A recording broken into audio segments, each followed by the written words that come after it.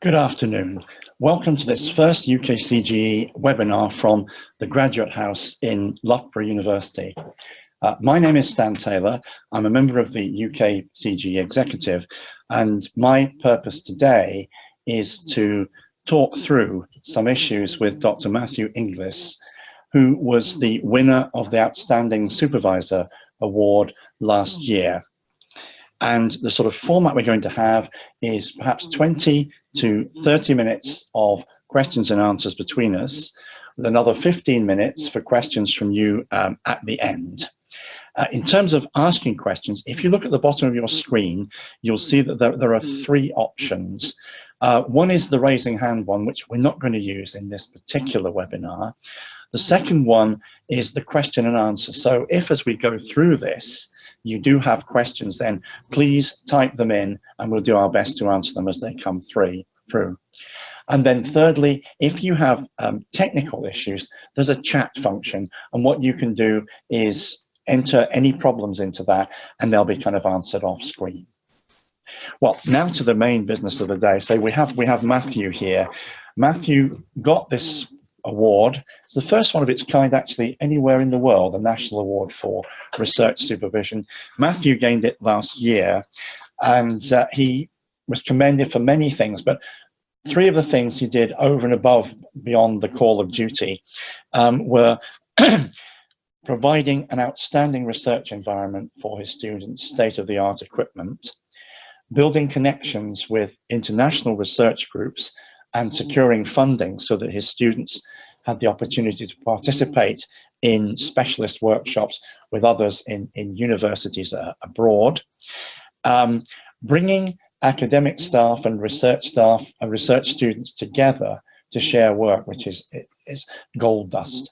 And finally, helping his students to both gain and to complete successfully fellowships at the Royal Society and the Economic and Social Research Council. And moreover, and this is what I think is amazing, he did this within 10 years of gaining his own PhD. Matthew gained his PhD 10 years ago.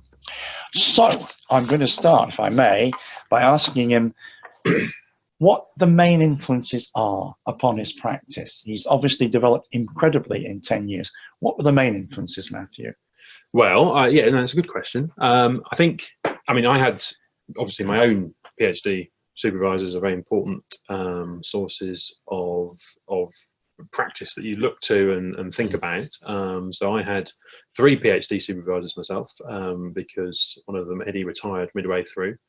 And I definitely think back to how my relationship with them developed, because I think they all brought slightly different things. So I was working half in an education department and half in a psychology department at that time, and so I had a supervisor from each, and that provided, certainly there were definite differences there between both supervision style but also general research style. So I think that gave me a lot to sort of think about. So that's certainly one major thing I like to think about when supervising my own students. I think, to be honest with you, another one is I think what's good for me as a researcher tends to be good for research students as well. So the things you listed there, equipment. I mean, to be honest with you, that's a sort of a selfish on my own part. I want good equipment for my own work, and of course that also benefits my students. So I think, and the same with links with international research groups and so on. So I think I definitely think about what I want as from my own perspective, and then try and share that with my students as much as possible. I think that would probably be a big influence on how I supervise. Okay, so it's two things really. It's how you were supervised yourself on the one hand, and on the other hand, and this is what I think is so important, is your empathy with research students, because you can remember what it was like for you and think of the opportunities you would have liked to.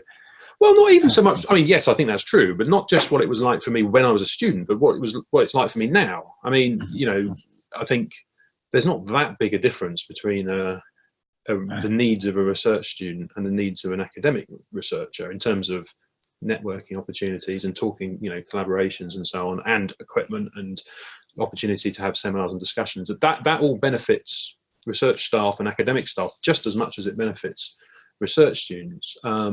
So I think it's important to think through, you know, how can I make my own experience as a researcher better? Yeah.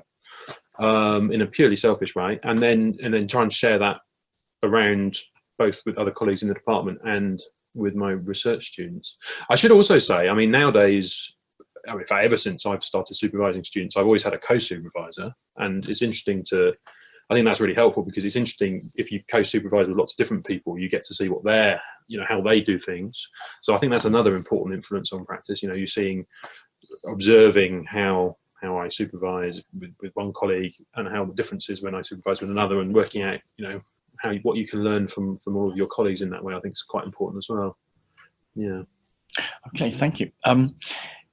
One of the key things, if you're deciding to admit a student into a doctoral program, one of the most difficult things is deciding whether or not they are potentially capable of doing research. And I mean, certainly if you look at the academic literature on dropout, that an awful lot of it tends to be students who may have done very well in taught courses at undergraduate or at master's level, but who then can't hack it in terms of original research. So my question really was, how do you try to, as far as you can, to ensure that your students are research capable when you recruit them? Yeah, I think this is really difficult. I mean, I wouldn't want to claim I have any particular expertise or success. Well, no, I suppose I've never had a student who's failed to complete. So I suppose, yeah, I think that's really difficult. And I think then there must be disciplinary differences here. So I wouldn't want to try and argue that what I'm about to say would work for all disciplines. I mean, but I work in an area, so most of my research is in mathematical cognition, which is about the study of how people generate and learn mathematical ideas. And that tends to be, well, there's two interesting things about that. Well, there's many interesting things about that topic, obviously, that's why I research it. But there's two relevant things to this. One is it typically is not taught at undergraduate level. Right. So there are a few psychology degrees that would have a bit in, but not much, not many. Which is interesting, because it means people coming into a PhD have typically not got much relevant content knowledge. Right. And then the other thing is it's very interdisciplinary. So people come into doing PhDs in my area, and maybe they've done a mathematics undergraduate degree, maybe they've done a psychology undergraduate degree, maybe they've been a teacher in a school. Right. So we do take students from all these different areas, and I think that makes it particularly challenging. So what do I look for myself? And I don't, as I say, there may be much better ways of doing this. I think I definitely look for prior performance. I mean, you know, general intelligence transfers is that's almost a definition of general intelligence. So I think that's important to do that. But more than that, I think it's important to. So I would never admit a student without interviewing them. We do sometimes do it remotely by Skype, but I try and avoid that if possible, because I think it's hard to get a sense of how excited the person is about research. You know, trying to understand why they're interested in this. And then, to be honest with you, I just use my gut instinct about whether I think that they're you know, interested enough in the topic that they're thinking about and in the general area. Try and understand why they've come to that decision themselves. And you know, I fully accept that's a very error-prone process, and I wouldn't want to claim I have any particular skills in it. So yeah, I don't know if that's a great answer, really. I mean, another way of looking at it is, do you look for evidence that they've done research at master's level or at undergraduate level? They've actually done a piece of research that they can show you and that you can make some sort of judgment on. Depends on who they are. So I think that's a very reasonable thing to ask, particularly psychology undergraduates who are coming into the study. They would typically have done a final year project or a master's project. And then I think that's a very good way of trying to understand what, you know, you can talk to them in some detail about their project and talk to them about the research methods they use and all of that. But if a teacher from a school has applied to do a PhD, there's much less that you really don't have that. You can't ask similar kind of questions. So then you've got to focus much more, I think, on, you know, why are they interested in this particular topic, what's driven them towards that. And to be honest, normally they've got a pretty good story to tell there of some aspect of their practice that's particularly focused their interest in this area. So I think you can try and get at the interest question through different routes depending on who you're talking to. But then again, trying to, you know, if you've only got one funded place and you're trying to compare between lots of different people, that's quite difficult. That's another selection. That's another ball game entirely. Okay. Once they get through and they start as your research students, I mean, something that I think I found, certainly there in the literature, is that many students coming into research for the first time assume that you do research in the same way as you publish it. So the assumption is that you start off with a theory, you get it down to a set of hypotheses, you decide upon a methodology, you decide upon methods, you collect the data, you analyze the data, you get your results, and that's it, the end of the story. And the assumption is it's a kind of smooth, linear flow. Well, we all know research ain't like that. Research is inherently a messy business, 2 steps forward, 1 step backward, etc., etc., etc.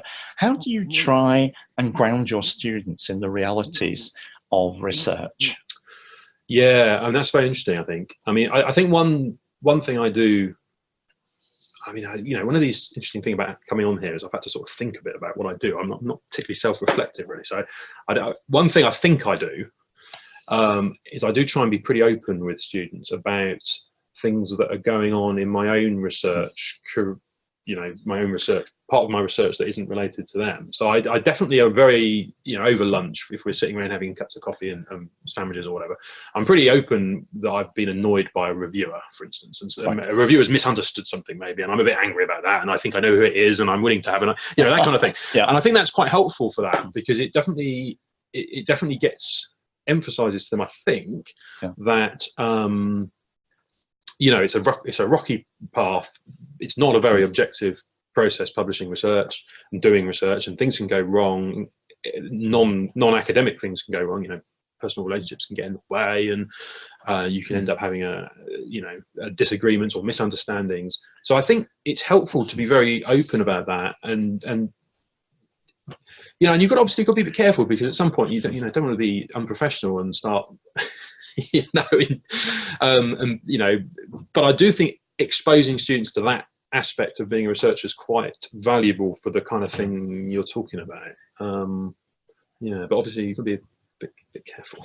I think it is. I mean, another thing I've heard people do is for a researcher themselves to keep everything relating to a research project, from the first kind of back of an envelope sketch right through to the final paper in the international journal of whatever it is, and so on and so forth, and actually put it in a file, give it to their student, and say, you know, my paper on whatever it was. Yeah. This is the way it went, and just they can see the twists, the turns, where they got it wrong, etc., etc. That's interesting. I have actually done a version of that, I guess, with reviews. So I did sometimes share a review process with students who are not involved in that paper, because for exactly that reason, I guess it helps. I think it shows people how you know, it's a very non-objective. You know, it's not a papers don't just get published. You end up. So I think that's probably a helpful strategy. I've not done it as far back as from the first ideas, but that's an interesting idea. Yeah. Another possibility is a book like that, you know, the ones by Crick and Watson on DNA, which make it very clear that serendipity played a large role. Yeah. In that's the way through. Okay. Something very close to my heart in terms of the work I've been doing. It's been shown supervisors have preferred styles of supervision, and some of them want to give very little direction, some want to give a lot of direction, some want to give personal support but not academic support, some want to give academic support but not personal support. There's a melange and so on. Do you have a particular preferred style yourself, or do you vary it according to circumstances? Yeah, I'm pretty sure I vary it according to circumstances. So one of the things I think is most important when you get a new student is to try and work out what they're trying to, what they're after from you, really. I mean, so some students I think come in, well, from my fairly limited experience, some students come in with a very clear idea of what they want to do, and I think then it's quite important to respect that and, you know, support them obviously, but not try and direct them into what you want them to do. Whereas others are much less clear and want some help in. And I think that working out where your student fits into that kind of continuum is a non-trivial task. I think it's quite difficult because people are not always clear in their own minds which of those, you know, where they would fall on that spectrum. So I do try and work out. I mean, I would normally err on the side of them coming up with their own proposals and ideas, and then when, I mean, at times I can recall instances when students have come to me and said, look, actually, I'm really not quite sure what I'm doing. And then I think it's fine to just sort of become much more directive and say, well, here's an idea, let's think about doing this. Yeah, so I would definitely vary that depending on the student. You know, I can think of some students I've had who have been very independent by choice and have just wanted to come with specific questions to me and ask them and then go off and carry on again. And I think that's perfectly fine. As long as you're checking everything that, you know, you're checking that you're not just abandoning people. I think it's okay to sort of leave it to them to come and ask for help when they need it. Whereas others, I've worked with them almost more like a sort of a typical collaborator, just doing absolutely everything together. So it varies a lot, I think. Yeah. Yeah, but it's very much according to the individual student, and you have to have that repertoire. Yeah. Do you find that you need to change that repertoire over time as students develop in themselves? Yeah, I mean, that's interesting. I mean, I think, yeah, I would say so. So I think sometimes, particularly if you get to the end to writing up a paper, I think I tend to, again, it depends on the student, but a typical thing I might happen would be I would ask a student to write a first draft, and then sort of become much more involved. And then, you know, it seems to me I'd like to think of PhD students as being collaborators, really. You know, and then, as with all collaborators, sometimes you have to do more for them, and sometimes they can do more for you. And it just depends on where time pressures for each of you and particular skill sets. I mean, obviously, it's not quite like being a collaborator because you've got a educational responsibility as well. But I think that's not an unhelpful way of thinking about it, because then once if you're in that mindset, then sometimes you can provide more support and sometimes less. And I think that's, you know, as long as you'll keep sort of monitoring where you are and what's appropriate, I think that's probably quite helpful. Yeah. I think that's a very, very good and very interesting model of students, just as you say, they can't necessarily be true collaborators. So that model, that approach is important. Okay, we've been talking about supervisors, and supervisors are the main actors with research students, but there's a lot of evidence, excuse me, increasing evidence that research students benefit as well from contacts with other faculty and with their peers. How do you go about promoting that in your practice? Yeah, I mean, I guess I come back to what I said at the start about, you know, what do I like when I'm being, you know, in my own, as a researcher, purely individual researcher, you know, how do I think my research has benefited? Well, I think it's benefited from having lots of interesting, clever people around me who I can talk to, both locally on the campus here, but also a network of people who I'm friends with across the country and the world, who I can, you know, I know have particular skills, and I can go and talk to them if I need to, you know, have an idea or whatever. So I think and all of that should just apply identically to PhD students, it seems to me. So there's several things we do as a research group here. So I'm in the mathematical cognition group in our department, and we have a very informal monthly. Well, I don't know how common this is, but what we found some years ago, when we used to have weekly seminars, and we used to have a weekly seminar for the whole department and a weekly research group meeting. And we found that people tended to not come to everything. Obviously, day job pressures get in the way. And so at that point, we made a decision. And I think it's worked out very well.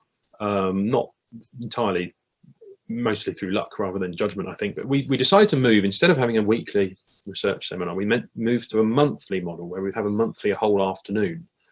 So the amount of time was roughly equivalent. And this had several positive effects, I think. One was everyone comes to everything now because it's a special occasion. There's not so many of them in the year. The other interesting consequence of that was that because it was a big chunk of time, and it was almost like a mini conference essentially, we found that lots of people from other universities started coming. So in our informal research group meeting now, we would have there's one next week actually. The model we have is we start at around lunchtime. Students do presentations, we have a reading group, we all go for lunch, and so on. And we typically have I don't know, 6 or 7 people from other universities who come along, and I think because it's such a long time, it's sort of worth their time. So that's one thing I think has worked really well. So now we have a network of people from, you know, across the Midlands who typically come to those things. Wider than that, we're lucky enough to be involved in various international networks from groups abroad that do similar work, who have got funding to invite us, and we last year managed to persuade the university to match fund that, so PhD students can come as well. So that provides opportunities of meeting people abroad in a not in a big international conference sense, but in a sort of small focused international workshop kind of arrangement, and I think that's worked very well as well. Yeah, there's a lot of literature suggesting that this integration is really important in terms of making students feel part of the research culture and encouraging completion, and so that's great.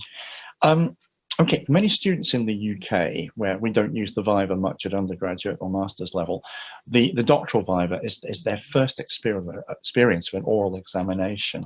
How do you support them to prepare for that experience? Yeah, I find this very hard. I really do, because, you know, the honest answer to this is I really have not a great deal of knowledge of what happens in vivas. You know, obviously I was in my own viva, and I'm in the ones I do. But that's not many, right? There's not that many of those. So yeah, I find this really, really difficult. So we typically do have a practice viva, where I adopt the persona of a very nasty examiner, asking very unreasonable questions in the hope that the real one won't be quite so bad. And then, but I really have, I think this is a real problem. I think. And especially when you have examiners from different national traditions. Yes, of course. Who, I mean, so I've done a couple of exams in Belgium, and I was briefed very clearly, you know, do not ask any particularly tough questions because this is a celebratory occasion. Yeah. And I think when there's all those differences going on, it's so difficult to know what's going to happen in a viva that preparing for it is really tough. And so yeah, I don't have a particularly good answer to that, but I think that's a very interesting question, and it's something that I know that students struggle with, and we should perhaps have a better. I mean, you probably have better views on this than I do. What would your advice be on? Well, there is quite a literature on the viva, and I think many universities now they run training sessions for postgraduates on the viva and how to survive it. And then the other thing is to look at the web. If you look at YouTube, there are at least half a dozen genuine vivas.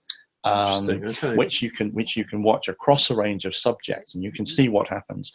And then on top of that, Cardiff University, it's a staged viva, but it's a very, very good example of what goes on in a viva. And the actors, they act for time, and then they come out of part and talk to you about what's going on. It's a really good. So I suppose one question I would have about that is, to what extent do we know that such things are typical? I mean, it seems to me, because it's such a poorly studied, is a random physics viva the same as, how similar is that to another random physics viva? I don't know, is that being researched? Nobody knows. I mean, there is a substantial literature on the viva, but it's a very, very difficult question. Part of the problem is that by definition, every PhD is unique. Ergo, every viva is unique. That's as well.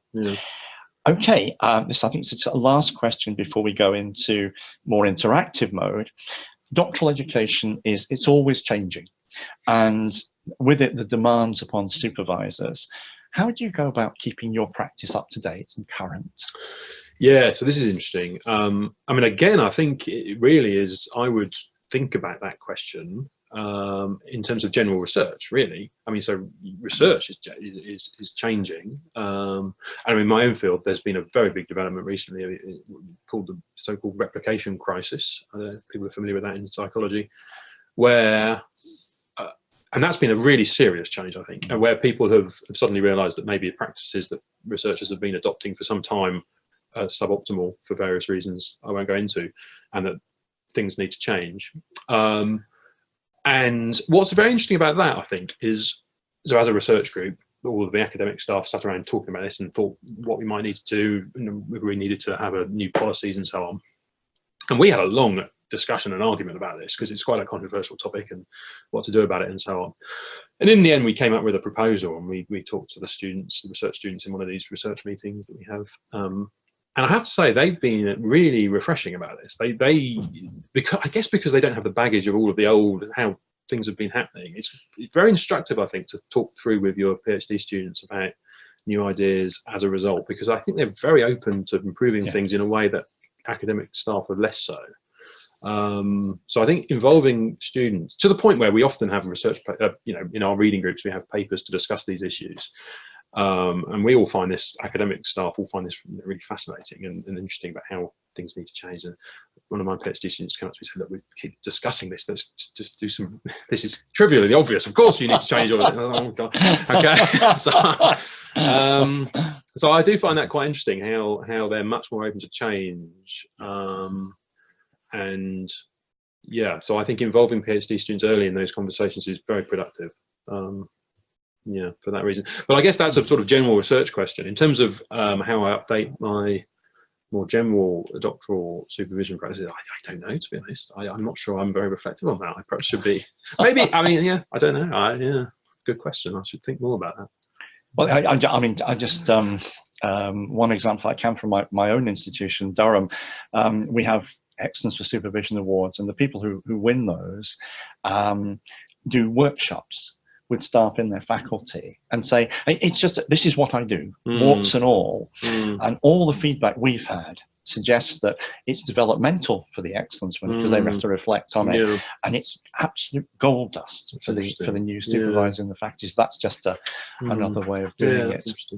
Okay, well, we've been talking for quite a long time now, probably longer than we should have done. And I wonder if we could now hand over for any questions that you might have.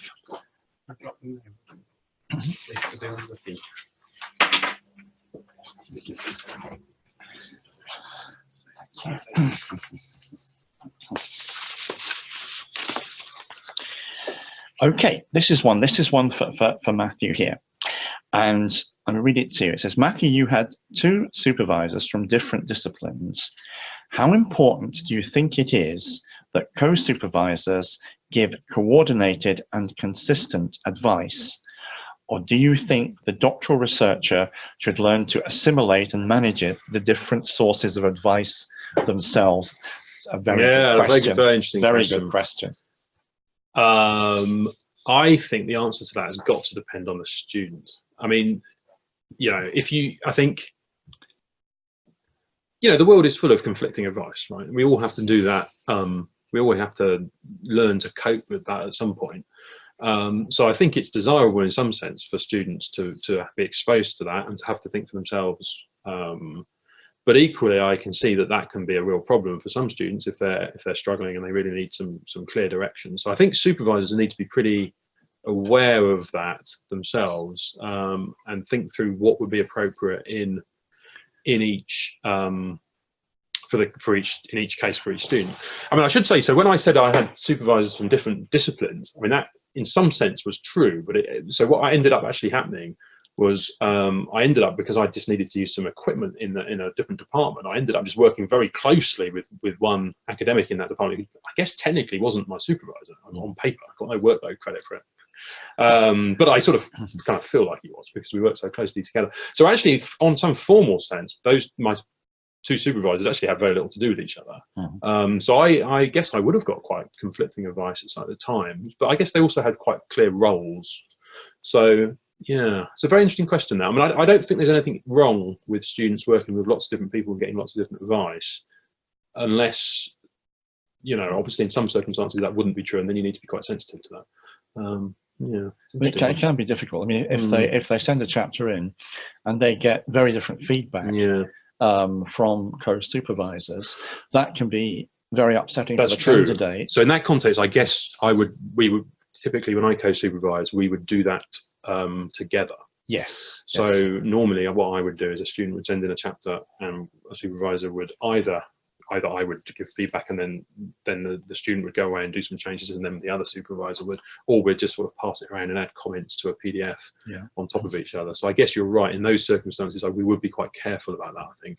I mean, another way of handling that one is for the supervisors to agree the feedback, and then give the agreed feedback to the students if that's possible. But, okay, thank you very much indeed. Another, again, very good question here. if you're asked to peer review a paper close to the research area of one of your doctoral researchers, do you include them in the process? And how do you manage that pedagogically and professionally? Yeah, that's interesting. I never have done that. I mean, sometimes I've recommended to the editor that I say, I'm sorry, I'm too busy. Here's my student here would be very good at doing that. But I've never included them when I'm the reviewer. I don't know. I mean, it sort of feels a bit suspicious to me. I don't know what editors would think about that. Whether maybe that's quite common in some disciplines. I don't know. That's an interesting one. I mean, I certainly have supported students who have themselves been asked to be the reviewer, and I think that's a very interesting process because it makes you realise how nerve-wracking it is for a new reviewer. In a way where I just sort of blithely get on and do it now and don't worry too much, you know. So I think that is interesting, supporting them and making them realise that their opinions are important and valuable, and you know, maybe they're barking up the wrong tree, but that's fine. Lots of reviewers bark up the wrong tree, and it's the job of the editor to sort that out. So giving doctoral students confidence in their own judgments when reviewing is interesting, I think, and it's definitely worth. So I do encourage students to do reviews, but I've never actually done a joint one with them in that sense. It's an interesting idea. I mean, there are ethical implications because you're being asked to review it rather than your student. So it's not very clear from that point of view. But I think what you just said about encouraging them to reviews, I mean, again, in some universities, they now have journals for doctoral students in the universities, and they can co-review each other's work and pick up those skills in that way.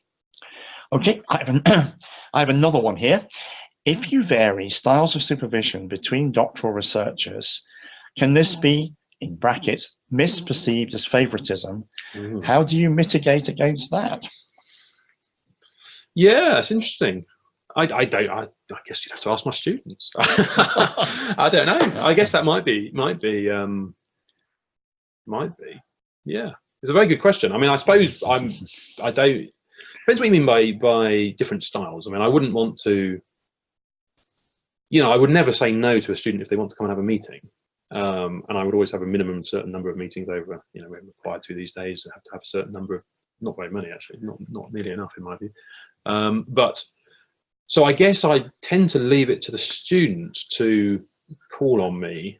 So, you know, if a student asked to see me every other day, I would try and do that, calendar permitting.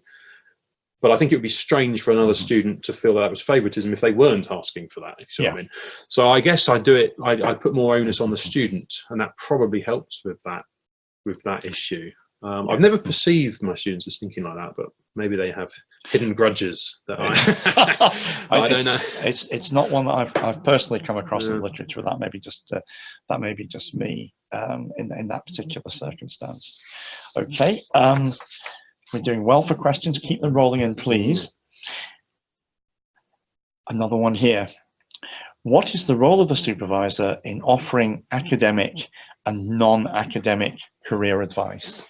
So this is interesting. Yeah, this is a very good question. I mean, obviously, I'm very well placed to offer.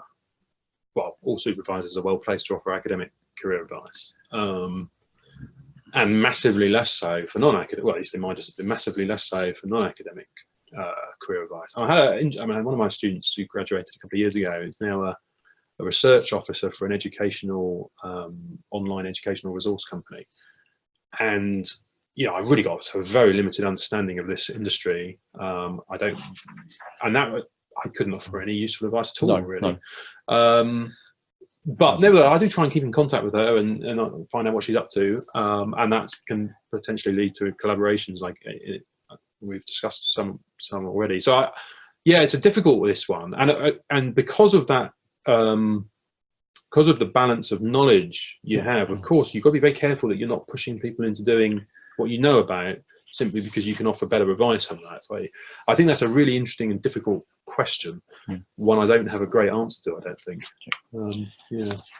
Well, in terms of offering academic advice, again, there's quite a literature on this, which suggests that most of us, the supervisors, assume our students gain such advice through a process of osmosis. In other words, we don't give them specific advice on becoming an academic or what it's like to be an academic, etc. I think that's quite interesting, that it's worth reflecting on saying, well, you want to be an academic. Have I actually told you what it's like in terms of getting and holding down an academic job, and all these little matters of work-life balance and so on and so forth. I think that is fascinating, actually, because there is certainly a pressure. You know, you don't, you know, academic careers come with such, well, let's not use bad language, but, you know, there's all sorts of problems with academic careers, and you sort of feel like you should try and protect your students from that a bit, which, as you say, may not be the most productive way of behaving, because you're right, people do need to understand what the current jobs are like. You know, I think on the non-academic side, there are things we can do. For example, training needs analyses. We get these templates, we go through them with our students, we see what they've done, what they haven't done, and we encourage them to fill the gaps. But I don't think we can do much more than that. I think we need proper career services for PGR. And again, that's always been a problem, that career services have tended towards undergraduate education and not really towards postgraduate education. So I'm very much in agreement with you there. I don't think it is our role. Okay, right. As somebody who makes his living doing CPD workshops for supervisors, in part anyway, this question: do you think CPD workshops specifically aimed at PG supervisors are a good idea? Which ones have you or would you find useful? Just forget I'm here. Be honest. I mean, I think the trouble with these sorts of questions is, as with all CPD, some CPD is appalling and some is very good. And I think it's really hard to pin down what the characteristics of one versus the other are. I mean, certainly as I'm sure most academics have sat through CPD courses and felt it's a waste of time. But equally, I've been to some and I really learned a lot and so on. So I don't think it's. I think the difficulty is people tend to generalise from the appalling CPD to conclude that CPD per se is a waste of time, and I think that's an incorrect approach. I think that's definitely false. But a wiser person than I would be needed to identify what the characteristics of good CPD versus bad CPD are. And I wouldn't have thought that the doctoral supervision is. I don't think there's anything particular about doctoral supervision. I think this would apply to all CPD across the whole range of activities. You know, some good, some bad. But I certainly think, given the amount of time the university sector invests in CPD, you know, the amount of time new lecturers these days have to sit in CPD courses, it feels to me that we should be much better at knowing what's effective and what's not. And sometimes I think senior managers just say, well, look, we need CPD. They're doing 20 hours of it, so that's our responsibility gone. And I think that's a shame, because, as I say, some CPD is a complete waste of time and some's fantastic. Yeah, I mean, I agree entirely. Good CPD is where it is tailored to and meets the needs of supervisors, and that's the most important thing with that. Okay, thank you. I've got another question here, which is actually something we're relating to before. What advice do you have to support distinctive EdD and PhD forms of supervision in teams of practice and in terms, I beg your pardon, of practice and assessment? Yeah, well, this is interesting. So we don't have an EdD here, so I have very little knowledge of this. Indeed, you're right. We were talking before we came on about the pros and cons of EdDs versus PhDs and so on. So I to be honest, I want to pass over to you, Stan. I think you're a much better place to answer that. I don't know. Well, it's funny enough, I've actually been looking at this issue of the EdD. The EdD was started about nearly 100 years ago now in the States as a kind of specific degree to appeal to those teaching in schools to whom PhD seemed meaningless in itself. But what's happened, certainly in the United States, is that it's been questioned because it has a substantial talk component.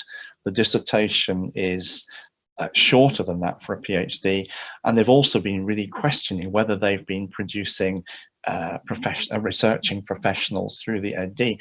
So some major universities, including Harvard, have dropped the EdD, and it's no longer in the portfolio. But against that, in the United States, there's been the Carnegie Project on doctoral education, which has sought to rescue the EdD as a very distinctive type of provision, really as a doctorate in educational leadership, more than anything else. So there's kind of two countervailing trends at the moment. It'd be very interesting to see which way the UK jumps.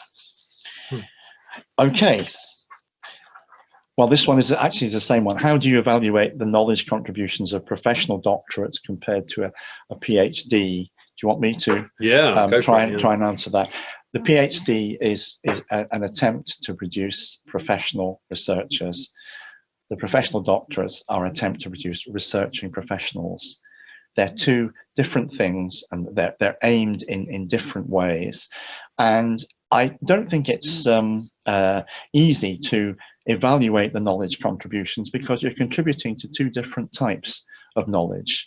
So I would rather see them as separate but equal, personally. If I can answer that quickly and go on to the next one.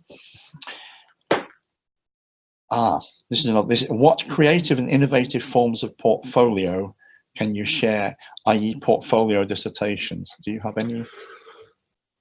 Well, no, I mean, we're pretty traditional in my department. We just have a standard 80,000 word thesis. I mean, I do think there is a role for more. So I've done a lot of, well, not a lot, but I've examined a couple of PhDs in Belgium, which is always a nice place to go. And it's very noticeable that they focus much more on collections of papers, sort of top and tailed with arguments and setting the scene and so on.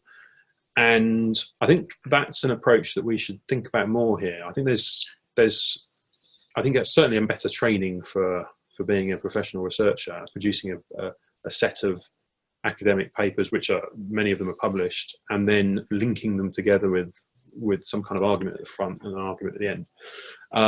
So I guess that's a sort of form of portfolio, maybe not what the question is getting at. You know, it does feel strange to me that we spend a lot of time teaching our PhD students to write this document that probably they're never going to write anything remotely similar to it ever again. Maybe a long book, but even then long books tend to have a different format.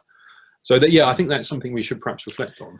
I think there's two interesting things here. I mean, one is a portfolio in the sense of often with professional doctorates, you do a portfolio of projects that you've undertaken in the workplace. That's one particular type. The other one is, and I think this is coming in much more now, is the doctorate by publication. I mean, traditionally in this country, the doctorate by publication has been something that's been done by academics who, for one reason or another, haven't got a PhD, and their institutions encourage them to do that. What's happening now is they're going for doctorates by publication in the sense of publications achieved during the doctorate itself. Roughly 80% of US economics dissertations, PhD dissertations, are by publication. And it's happening much more in this country, and for very much for the reason that you suggested, that it's a far better training as an academic, but it gets your results out immediately, and it gets you feedback as well. And finally, the one slight concern I have about this model, and I don't know how, is it only suitable for some sorts of research projects. So for example, if I want a student to do a longitudinal project, you know, tracking a large number of people across some years, it's very hard to see how you could do that in the PhD by publication model, because your results are not in until you're almost finished. So I think I agree, but we have to be a bit careful about saying that this is the best form of, because it would be a disaster if PhD students couldn't do longitudinal studies anymore. That would be a problem. So I think we have to think a bit about when it's appropriate and when it might not be. I mean, the other problem with PhDs by publication is the time it takes to get things into publication. Yes.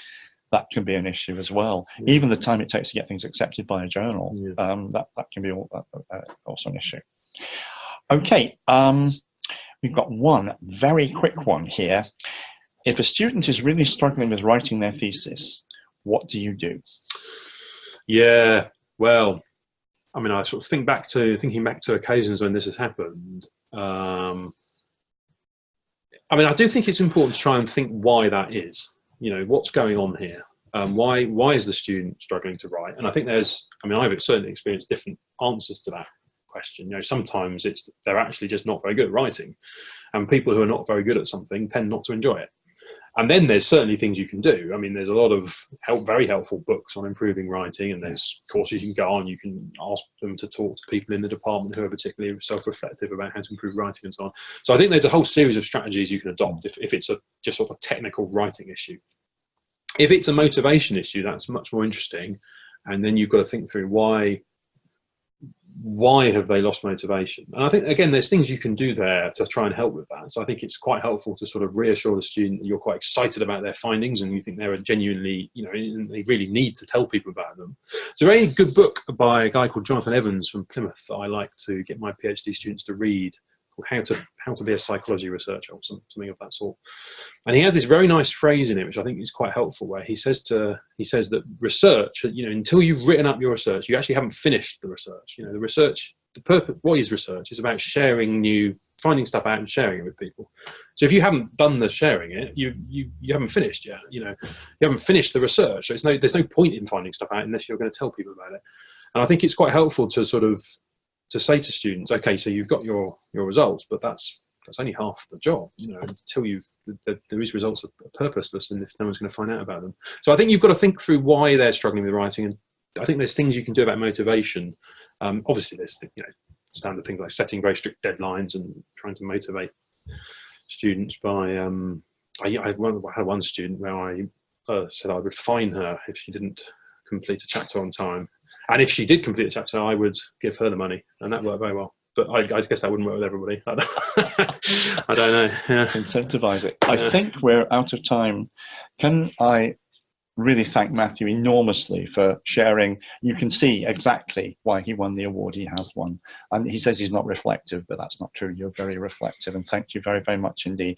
Thank you all for your contributions, and hopefully we'll see you all at the UKCGE conference in July. Goodbye.